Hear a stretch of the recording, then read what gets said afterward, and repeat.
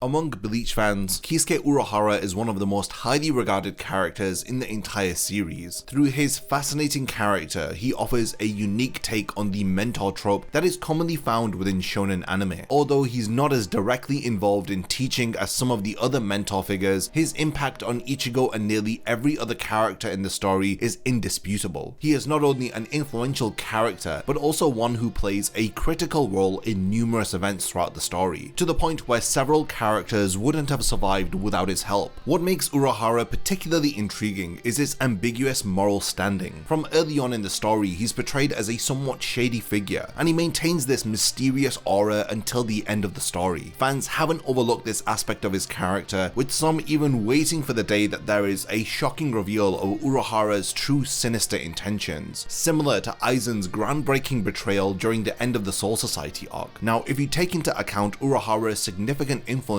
on the narrative and his complex moral nature, it begs the question, what would happen if Urahara were in fact a villain? How would this impact the story and the world of Bleach? Now, this is what I want to explore in this video, as we delve into an alternative timeline where events unfold differently and Urahara assumes the role of the ultimate antagonist. So join me as we indulge in this fantasy timeline, delving into the possibilities and consequences of Urahara becoming a endgame villain.